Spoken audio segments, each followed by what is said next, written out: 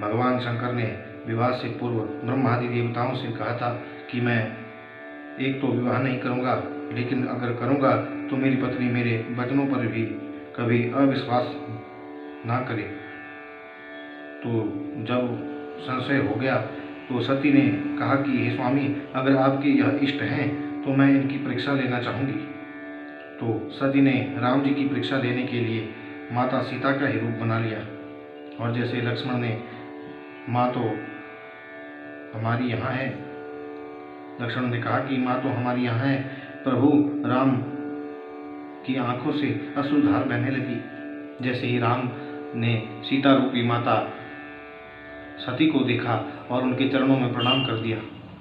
श्री राम लगे कहने, उमा प्यारी उमा माँ, शंकर को कहाँ छोड़ के आई हो पिया माँ। माँ तेरे कदम चूम लूं, शंकर का पता दे, कैसे यहाँ आना हुआ ये तो बता दे। हे माँ, अब तुम्हारे दर्शन हुए हैं, अब मुझे मेरी सीता मिल जाएगी। अब जो भी संशय था वो दूर हो गया। जब भगवान राम माँ कहकर पुकारा तो अपने सती रूप में आ गई और पता लग गया कि ये तो भगवान विष्णु राम बनकर आए हैं। तभी आकाशवाणी हुई कि हे भगवान शंकर जी, आपकी जय हो। तभी सती ने विचार किया कि मेरे स्वामी ने ऐसी कौन सी प्रतिज्ञा कर ली कि उनकी आकाश मंडल से जय जयकार हुई। शंकर भगवान की भी आंखों से गंगा यमुना बहने लगी। अरे सती बनकर परीक्षा लेती, तूने तो मेरी माँ का ही रूप बना लिया, अब मैं माँ के साथ कैसे संबंध बना सकता हूँ। और शंकर भगवान ने मन से ही सती का त्याग कर दिया। आज उसके साथ बाहर के मन से ही रह रहे हैं। तो आज सती कलखन में जा रही है। तो ना भगवान शंकर ने कहा कि तू जा कि नहीं जा। वैसे सती मेरी बाईं आंख फरक रही है तो कुछ बुरा होने वाला है। अब सती के साथ नंदी गणों को भेज दिया। तो सती अब कैलाश में से कलखन की ओर चल पड़ी।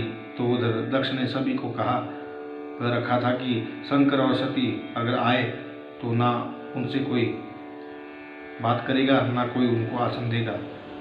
तो जब सती कलखन में पहुंची तो सभी ने अपनी अपनी गर्दन झुका ली और कोई भी उससे बात ना करे। अब सती देखती है कि सबके आसन सजे हैं, लेकिन भगवान शंकर के लिए कोई आसन नहीं लगा। तो अब कहाँ जाए।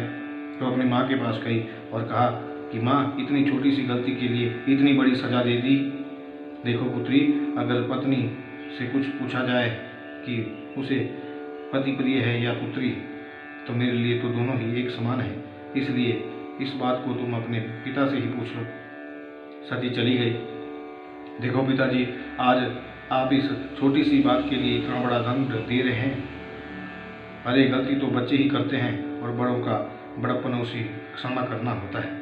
दक्ष बोला, देखो सती, वैसे तो हमने आपको कोई निमंत्रण नहीं दिया है, लेकिन अब तुम आ ही गई हो तो जहाँ तुम्हें कोई स्थान रिक्त मिलता है वहाँ बैठ जाओ। और रही उस निरामंगल मरकट लोचन शंकर की बात, तो उसमें तो कोई शिष्टाचार ही नहीं है, वे तो निरामंगल है। जब सती ने ऐसे वचन सुने तो परमात्मा से कहने लगी, हे विधाता, इस दुष्ट के मुख से अपने स्वामी की निंदा स्तुति सुनने से पहले मैं मर क्यों न गई। तो सती ने यज्ञ मंडप में अपनी आहुति देनी चाहिए, लेकिन अग्निदेव ने माता को मना कर दिया कि मुझ में इतना तेज नहीं जो आपको जला सके। तो सती ने अपने योगाग्नि के द्वारा अपने शरीर को जला लिया। तो अब शिवगणों का दक्ष गणों के साथ युद्ध प्रारंभ हो गया, लेकिन जो वहाँ भृगु ऋषि थे उन्होंने अपनी मंत्र शक्ति से कई राक्षसों को, दैत्यों को उत्पन्न किया और शिवगण हार कर वहाँ से कैलाश की ओर भाग गए। तो उधर भगवान शंकर कैलाश में समाधि लगाना चाहते हैं, बार बार प्राणायाम चढ़ाते हैं, लेकिन समाधि नहीं लग रही। उतने में देवर्षि नारद कैलाश पहुँच गए। जब कैलाश में पहुँचे तो नारायण का भजन करते, लेकिन आज बिल्कुल मौन है, जैसे सर्प ने उन्हें सूंघ लिया हो। भगवान शंकर ने कहा कि आओ देवर्षि नारद, कैसे आना हुआ। अरे मेरे ससुर जी कलखन में यज्ञ कर रहे हैं, मेरी सती वहाँ गई है, वहाँ सब ठीक है ना? और यज्ञ किसकी अध्यक्षता में हो रहा है? नारायण प्रभु। वो अच्छा, नारायण की अध्यक्षता में? अच्छा, मेरी सती का भी किसी ने हालचाल पूछा कि नहीं प्रभु? अरे तुम नारायण नारायण, अरे प्रभु ये बार बार क्या कहते हो? साफ साफ कहो, मुझे बताओ मेरी सती तो ठीक है ना? थोड़ा सा हौसला किया और कहा कि प्रभु सती तो गई। बस इतना ही कहना था कि शंकर भगवान की क्रोध की सीमा टूट गई और जटा बिखर गई। एक जटा को तोड़कर एक शिला पर पटका बड़े जोर से अट्टहास हुआ और वीरभद्र और भद्रकाली का प्रादुर्भाव हुआ। देखते देखते वीरभद्र ने प्रणाम किया और पूछा कि प्रभु मुझे क्या करना होगा? तुम जाओ, कलखन में जो यज्ञ हो रहा है उसे विध्वंस कर दो और दक्ष का सिर काट दो। तो भगवान शंकर की आज्ञा पाकर वीरभद्र और भद्रकाली हवा तूफान को लेकर कलखन की ओर चल पड़े और मानव की सृष्टि का विनाश करने के लिए आ रहे हो। जो भगवान शंकर के क्रोध को जानते थे वो तो वहाँ से भाग गए, लेकिन द्रोह कर रखने वाले वहीं रुके। तो इधर वीरभद्र शिवगणों को साथ में लेकर कलखन में पहुँचे और सबको मार दिया। वीरभद्र ने जितने भी दक्ष के सेना में थे भृगु की दाढ़ी जला दी, पूखा के दांत तोड़ दिए, भगदेवता की आंखें फाड़ दी। अब वीरभद्र दक्ष को ढूंढने लगे तो दक्ष ने भगवान विष्णु की शरण ली। तो भगवान विष्णु और वीरभद्र के युद्ध में वीरभद्र की विजय हुई। अब जब वीरभद्र ने जब दक्ष का सिर काटना चाहा तो खड्ग से उसका सर कटे ही ना। तो वीरभद्र ने मन ही मन भगवान शंकर का ध्यान किया और भगवान शंकर ने कहा कि यह दक्ष बड़ा पापी है, इसकी गर्दन को तुम उखाड़ दो। तो वीरभद्र ने जब दक्ष का सिर पकड़ा तो दक्ष ने ओम नमः शिवाय कहा और वीरभद्र ने सर को उखाड़ कर जहाँ यज्ञ की अग्नि जल रही थी वहीं डाल दिया और शिवगणों ने यज्ञ में मलमूत्र इत्यादि परित्याग कर दिया और यज्ञ विध्वंस हो गया। अब भगवान शंकर जब उस यज्ञ में पहुँचे तो अपनी सती को देखकर जले हुए शरीर को हाथ में लेकर मतवाले हो गए और कहने लगे कि हे सती, मैं तुझे मना करता रहा लेकिन तूने मेरी एक न मानी। अब कौन मेरे लिए चंदन चावल भांग पत्र पुष्प कौन लेके आएगा? कौन मेरी सेवा करेगा? तो भगवान विष्णु ने विचार किया कि अगर भगवान शंकर की सती के मोह को नहीं मिटाया गया तो सृष्टि का विनाश हो जाएगा। तो भगवान विष्णु ने अपना चक्कर छोड़ा और सती का शरीर के पिंडों को में विभाजित कर दिया। आकाश मार्ग से यह पिंड जहाँ जहाँ पड़े वहाँ वहाँ सब भक्तों के कल्याणार्थ शक्तिपीठ आज जो है बन गए। और कवि ने कीर्तन में कहा, नैन तेरे माँ नैना देवी, नैन तेरे माँ नैना देवी, चरण तेरे माँ चिंतपूर्णी, धड़ तेरा माँ जिले कांगड़े, ज्योता जग गई ज्वालामुखी। बोल सती मैया की। इस प्रकार से कामाक्षा महामाया मैं तेरे इधर आया, विनती सुनो माँ मेरी जग का मैं हूँ सदाया। इस प्रकार से अब भगवान शंकर एकांतवास में चले गए और नंदी से कहा कि मेरे से किसी भी को मिलने ना दिया जाए। और हवन यज्ञ इत्यादि सब बंद हो गए और देवताओं की शक्ति कम होने लगी। तभी सभी देवता भगवान ब्रह्मा विष्णु के साथ कैलाश में भगवान शंकर से मिलने के लिए आए तो नंदी ने मना कर दिया कि बाबा भोलेनाथ किसी से भी नहीं मिलना चाहते। तो सभी देवताओं ने मिलकर भगवान शंकर की स्तुति करना शुरू कर दी। स्तुति करोमि काम प्रभु मतिस्तु कुंठदा मम, भवद्गुणातु पारमेति किं ते चतुर्मुख, तत्प्रणाममेव ते करोमि तद्वदो विभु, क्षमस्व मे अपराध रूप दोष जाल ईश्वर, हर हर महादेव। और कहने लगे ओम नमः शिवाय, बोलो ओम नमः शिवाय, हर हर भोले नमः शिवाय। तब शंकर भगवान संतुष्ट हुए और देवताओं को दर्शन दिया और देवताओं ने भगवान को प्रणाम किया, क्षमा मांगी और आग्रह किया कि हे प्रभु कलखन में जो यज्ञ अधूरा रहा है उसे पूरा कीजिए। तो बोलते जब सती ने अपनी प्राणों की आहुति दे दी थी तो उससे पूर्व कहा था कि हे परमपिता परमात्मा, मैं कोई अगला जन्म लूँ तो भगवान शंकर से ही मेरा विवाह हो और मैं कभी उनके वचनों पर अविश्वास ना करूं, उनको असत्य ना समझूं और बिना उनकी आज्ञा से कहीं ना जाऊं। और उधर भगवान शंकर को ले गए कलखन में। भगवान शंकर ने कहा कि महाराज, अब भृगु देवता की दाढ़ी तो नहीं आएगी और ना ही भूखा के दांत वापस आएंगे और ना ही भग देवता की आंखें आएगी। यह ब्राह्मणों द्वारा ही देखेंगे। भूखा और भृगु खाएंगे। अब दक्ष का तो सर जला दिया था, तो भगवान शंकर की प्रेरणा से जो यज्ञ की बलि के लिए बकरा रखा था उसका सिर लेकर आए और दक्ष को लगाकर भगवान शंकर ने उसे पुनः जीवन दान दिया। फिर कहने लगा, निराम्बबलस्य ममाबलं मम विपाटिता शेष विदेत कदमं मतीय पापाचलः पातसवमं प्रवर्तितां बाजी सदैव बम बम। हो बम बम बम बम भोले रे, हो बम बम बम बम भोले रे, शंभो शंकरा तेरा डमरू डम डम बोले। हो आए देव निशाचर भी आए, द्वार तेरे ते खाली न जाए, तेरी माया कोई न जाने, तेरी माया कोई न जाने, बीती सदियां बीते जमाने, शंभो शंकरा तेरा डमरू डम डम बोले रे। इस प्रकार से भगवान शंकर की स्तुति की गई।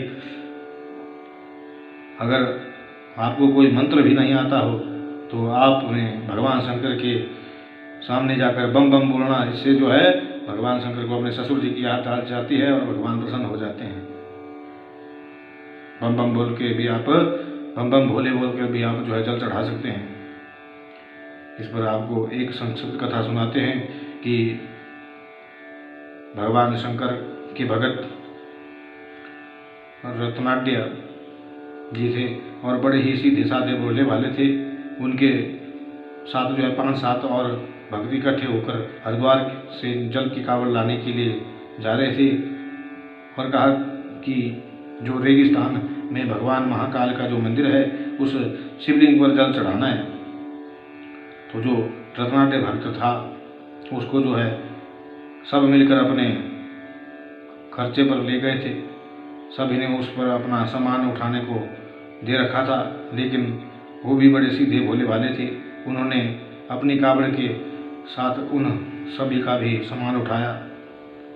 तो बीच रास्ते में उन सबको उस रेगिस्तान में एक गधा मिला और जो प्यास से व्याकुल होके कड़ाके की धूप में मर रहा था। तो सभी भगत तो थोड़े आगे निकल गए, लेकिन अब जो पीछे से रत्नाढ्य जी आ रहे थे तो उन्होंने उस गधे को बचाने के लिए अपने वो 15 लीटर की कैन जो गंगा जल की भरी थी गधे के मुख में डाल दी और जैसे ही 15 लीटर पानी उस गधे ने पिया वो खड़ा हो गया और वहाँ से चला गया। और उन सभी साथियों ने कहा कि देखो ये कितना मूर्ख है जो इस धूप में हरिद्वार से भगवान शंकर को जल चढ़ाने के लिए लाया था, इसने गधे को पिला दिया। तो अब आगे सब भगवान के मंदिर में पहुँचे तो अन्य सभी को पुजारी जी ने रोक दिया कि आप इस समय अंदर नहीं जा सकते, क्योंकि इस समय भगवान के कोई महान भक्त शिवलिंग पर अभिषेक कर रहे हैं। जैसे ही सभी ने अंदर देखा तो क्या देखते हैं कि वही रत्नाढ्य भक्त भगवान शंकर का अभिषेक कर रहा था। तो भक्तों, आपको भी कोई मंत्र नहीं आता हो तो बम बम भोले कहो, जिससे भगवान शंकर प्रसन्न हो जाते हैं। बोले शंकर भगवान की। तो उधर दक्ष ने भी भगवान शंकर की स्तुति की और कहा कि मैं आपके प्रभाव को नहीं जान सका, ना जाने मेरी बुद्धि को क्या हो गया था। तो ये सारी तो भगवान शंकर की लीला थी, क्योंकि भगवान अपने भक्तों के मन के अहंकार नहीं देख सकते। तो फिर दक्ष ने वह यज्ञ फिर से प्रारंभ किया और ईशान कोण में भगवान शंकर को स्थान दिया। तब जाके वह यज्ञ पूरा हुआ। आज से भगवान शंकर का नाम ईशान पड़ गया। तो इस दिन से लेकर आज तक भगवान शंकर की उस कोण में घट इत्यादि रखकर पूजा की जाती है और पूजा होने पर वह सब की आशाओं को पूर्ण करते हैं। तो बोलते अब सती ने अपने अगले जन्म की प्रतिज्ञा की थी तो हिमाचल के हिमवाहन नाम के एक राजा थे, जिनकी धर्मपत्नी का नाम था मैना। उन्होंने पूर्व समय में भगवती दुर्गा की चारों नवरात्रों में, गुप्त और प्रत्यक्ष नवरात्रों में दोनों ने आराधना की और क्या कहने लगे कि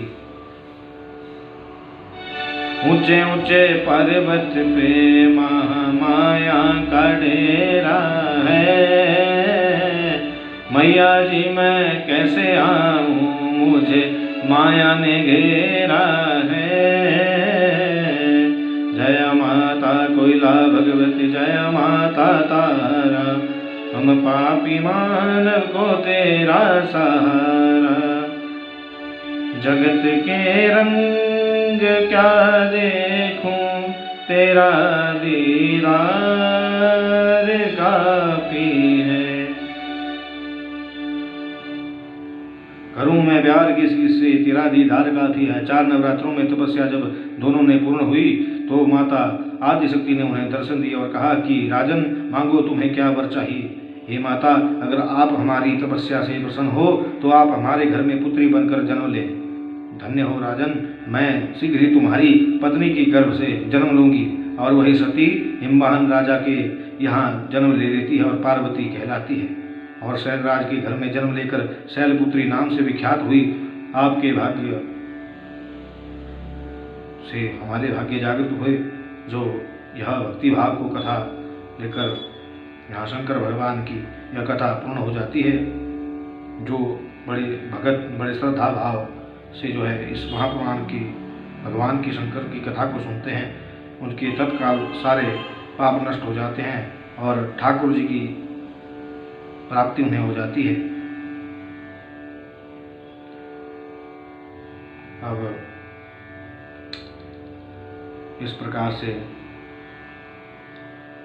भगवान शंकर की आगे की कथा में कहते हैं कि भगवान शंकर तो अकेले रहते हैं। वो तो कैसे हैं? डमरू बजाने वाला कोई और नहीं, शिव शंकर भोला भाला कोई और नहीं। बोलो ओम नमः शिवाय, बोलो ओम नमः शिवाय, बोलो ओम नमः शिवाय, बोलो ओम नमः शिवाय। अब महाराजा परीक्षित से सुखदेव जी कह रहे हैं कि राजन,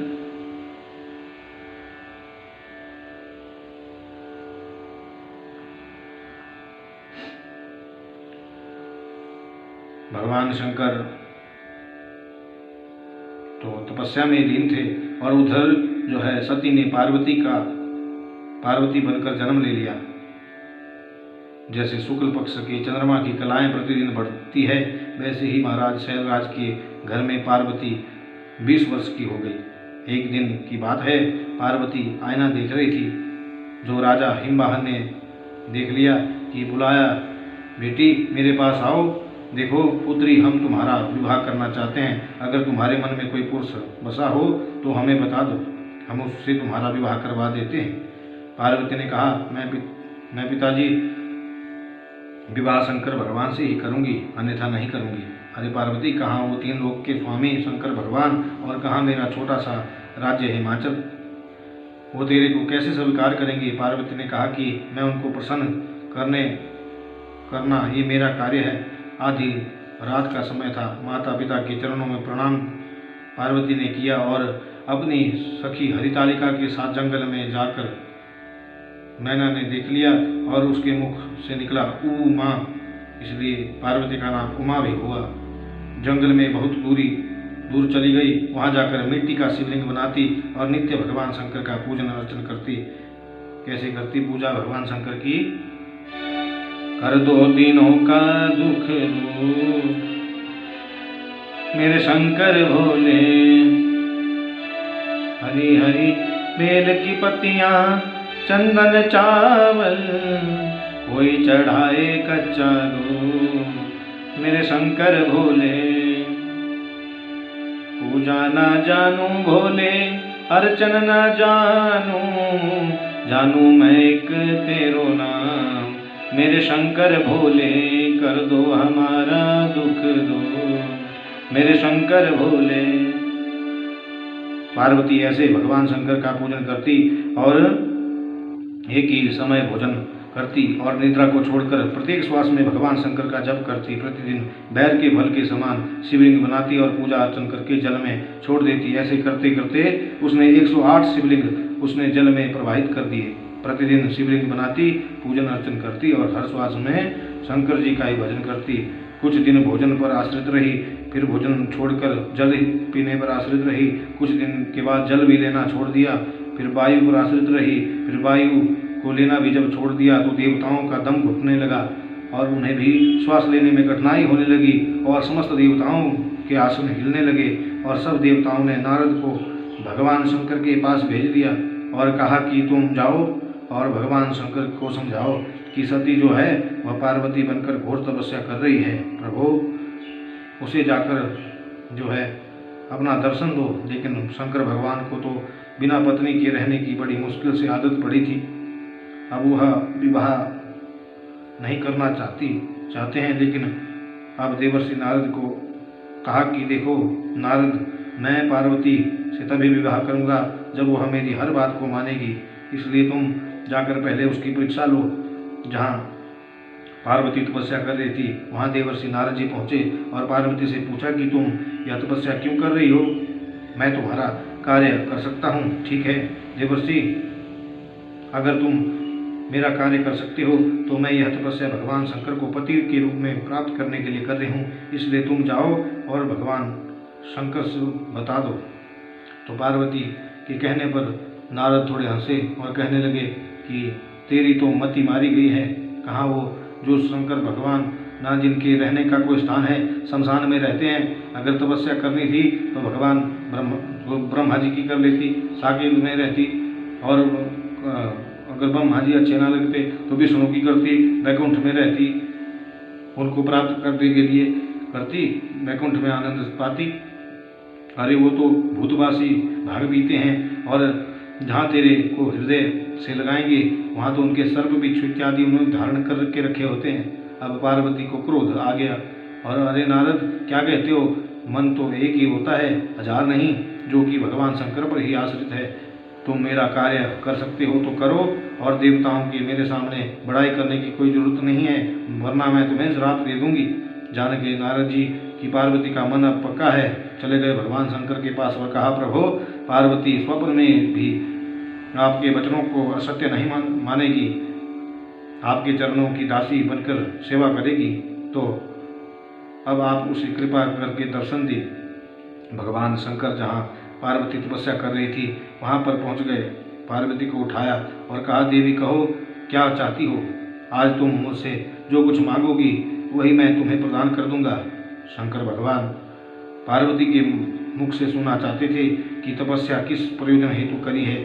पार्वती ने कुछ नहीं कहा। अरे स्वामी, आप तो सब जानते हैं कि मैंने किस लिए तपस्या की है।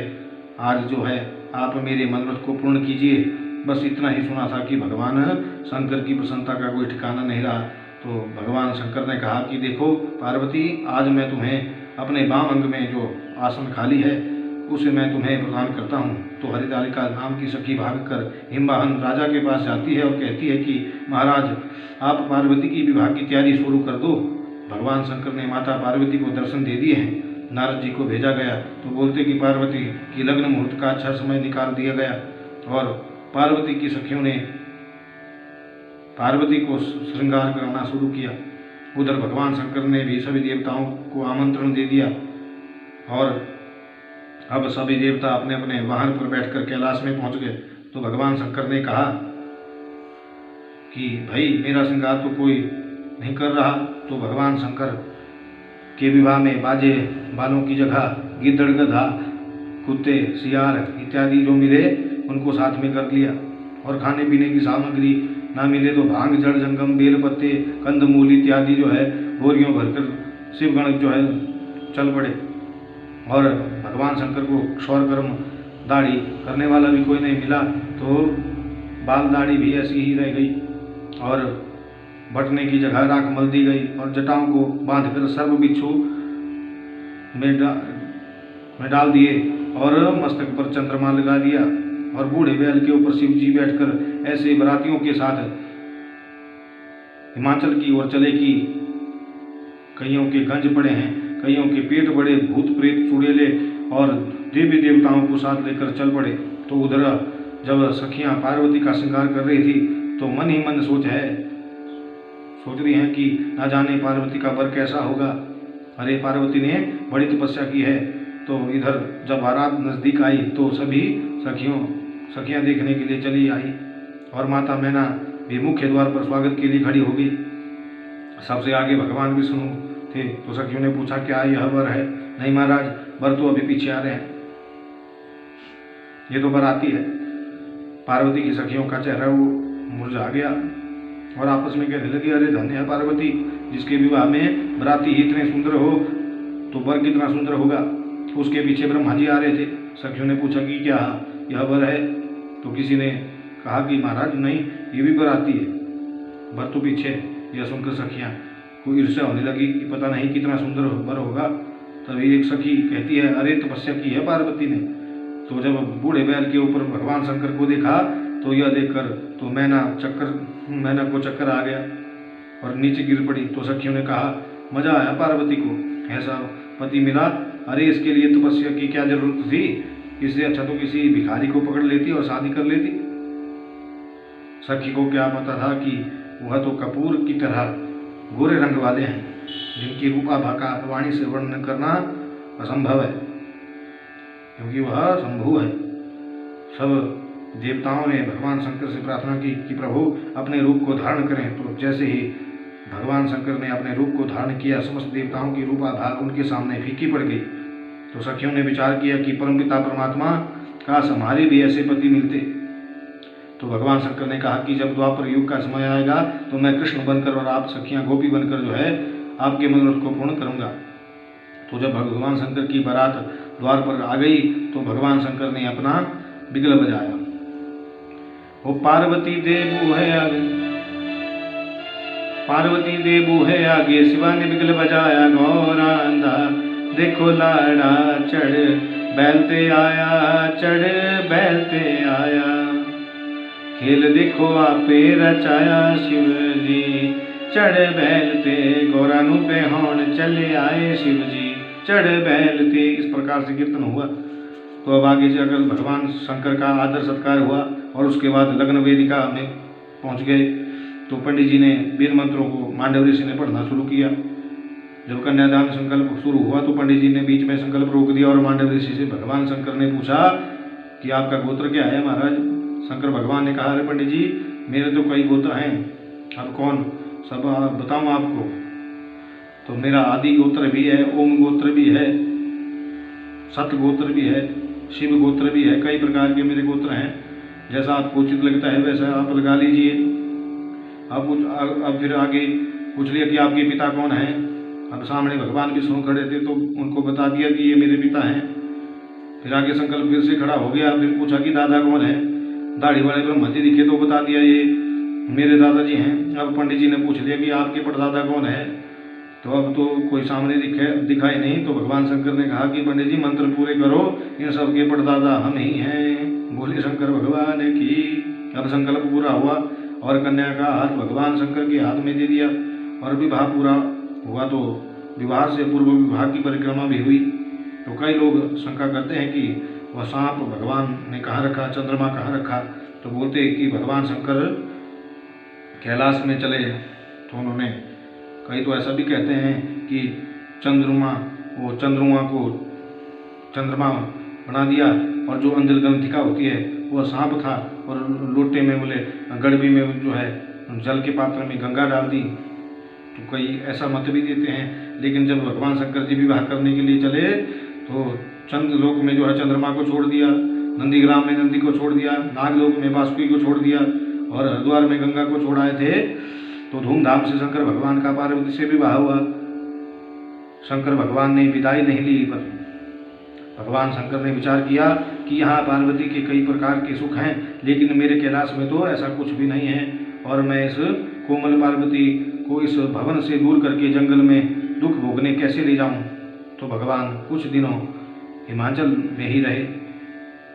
ये सखियाँ आपस में बातें करने लगी कि देखो अब तो पार्वती का विवाह भी हो गया, लेकिन अभी तक पार्वती ने विदाई नहीं ली।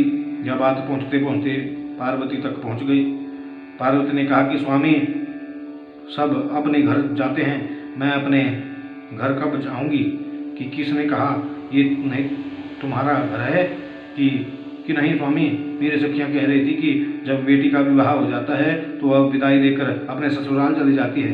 तो भगवान मन ही मन विचार करने लगे कि अरे मति मारी गई है तेरी इन सखियों की, कि चल अब बोला है तो जाना तो पड़ेगा, लेकिन सोच रहे हैं कि ले जाऊंगा कहाँ। अब हिमवाहन और मैना ने भगवान शंकर व पार्वती को भेज दिया और भगवान शंकर पार्वती के साथ कैलाश की ओर चल पड़े। कहाँ? मेरे भोले चले कैलाश, रस दिया बूंदा पैया, ओ गौर जा लग गई हरी हरी मेहंदी, मेरे भोले दी लग गई भांग, रस दिया बूंदा पैया। शिव शंकर चले कैलाश, रस दिया बूंदा पैया। इस प्रकार से भगवान शंकर अब कैलाश में पहुंचे तो पार्वती ने पूछा कि स्वामी हमारा भवन कहाँ है? तो भगवान ने कहा कि देखो पार्वती, ये शमशान हमारा भवन है और आसमान इसकी छत है। और भगवान शंकर ने आसन लगाया और पार्वती सहित सो गए। अब बहुत दिनों बाद भगवान शंकर नंदी और पार्वती के साथ घूमने निकल गए। भगवान शंकर ने पकड़ ली नंदी बैल की रस्सी और पार्वती को बिठा दिया बैल पर। जब भगवान एक गांव से दूसरे गांव में पहुंचे तो कहने लगे लोग कि कैसा पत्नी का गुलाम है, पत्नी को बिठाया है बैल पर और स्वयं पैदल चल रहा है। अरे पार्वती उतर आओ नीचे। अब भगवान शंकर चढ़ गए बैल पर और पार्वती के हाथों में दे दी रस्सी। जब दूसरे गांव में पहुंचे तो लोग फिर से बातें करने लगे, अरे नई दुल्हन है बेचारी और हट्टा कट्टा खुद जो है ऊपर बैठा हुआ है। भगवान शंकर ने कहा कि पार्वती ऐसे नहीं चलेगा, ऐसा कर तू भी ऊपर आ जा। दोनों बैल पर जैसे ही बैठे तीसरे गांव में जैसे ही पहुंचे तो सब दोबारा बातें लोग करने लगे, देखो ये निरपराध बैल कुछ बेचारा बोल नहीं सकता, दोनों हटे कट्टे ऊपर बैठे हैं। अब शंकर ने कहा कि नंदी आप यहाँ से चले जाओ, ये संसारियों का कार्य होता है कुछ न कुछ बोलना। तो अब पार्वती ने पिछले जन्म में यह प्रतिज्ञा करी थी कि प्रभु अगर मेरा अगला जन्म हो तो मैं भगवान शंकर की पत्नी बनकर अपनी गोद को हरी भरी कर सकूं। लेकिन उस जन्म में तो भी पार्वती अपने गर्भ को सार्थक न कर सकी। अब इस धरती पर एक दैत्य तारकासुर ने ब्रह्मा से वरदान प्राप्त किया ताकि भगवान शंकर का कोई और पुत्र हो जो माँ के गर्भ से नहीं जन्मा हो और बाल ब्रह्मचारी हो, उसके हाथ से मेरी मृत्यु हो। अब उस दैत्य के अत्याचार बढ़ रहे थे तो समस्त देवताओं ने भगवान शंकर को बुला लिया और उस समय भगवान शंकर पार्वती के साथ संग कर रहे थे, जिससे भगवान शंकर का तेज भाव स्फुरित हुआ और कृतिका वन में तालाब के मध्य में पड़ जाने पर फूलों पर छह भाग उसके हुए और 6 कृतिकाओं ने 6 बालकों को पकड़कर आपस में मिलाया और 6 पुत्र का एक बालक बन गया और जिससे इसका नाम सदानंद हुआ। कृतिकाओं के पालन पोषण करने पर इसका नाम कार्तिकेय हुआ। अब एक बार नारद जी घूमते हुए कैलाश पर्वत पर पहुँचे। उन्होंने माता पार्वती से कहा कि देखो माँ सबके अपने अपने दास हैं, तुम्हारा भी कोई भक्त होना चाहिए, तो तुम्हारी जो बात सुने। तो माता पार्वती ने अपने ही मैल की मिट्टी से एक बालक बनाया। जब भगवान शंकर माता पार्वती से मिलने जा रहे थे तो उस बालक ने द्वार पर रोक दिया। तो भगवान शंकर ने त्रिशूल छोड़कर उसके सिर को काटकर हाथी का गजराज का सिर लगाया था। तो भगवान गणेश का जन्म हुआ। गणपति की कथा सुनने से क्या मिलता है? अंधन को आंख देत, कोढ़िन को काया, बांझन को पुत्र देता, निर्धन को माया। बोले गणपति भगवान की।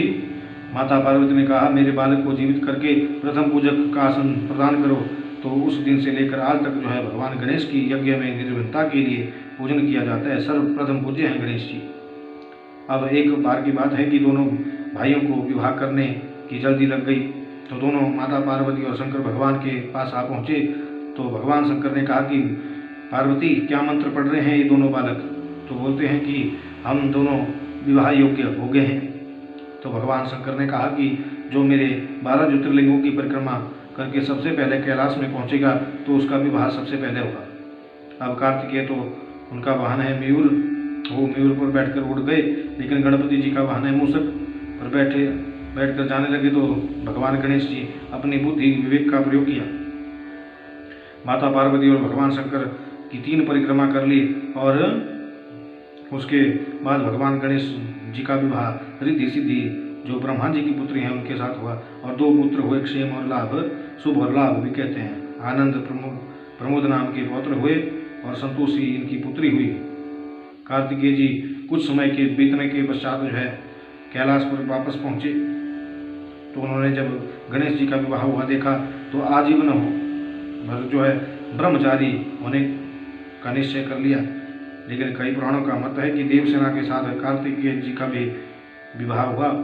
तो अब ये राजन मैंने आपको मनु महाराज की 3 कन्याओं का इतिहास सुनाया और अब उनके 2 पुत्र हुए थे जिसमें एक का नाम है प्रियव्रत और दूसरे का नाम हुआ उतानपाद। अब उतानपाद किसे कहते हैं कि प्रियस्य पादो स उतानपाद, कि जिसके दोनों पांव ऊपर तथा सर नीचे हो, तथा हम सभी माँ के गर्भ में उतानपाद हैं। और कवि ने बड़ा सुंदर कहा है,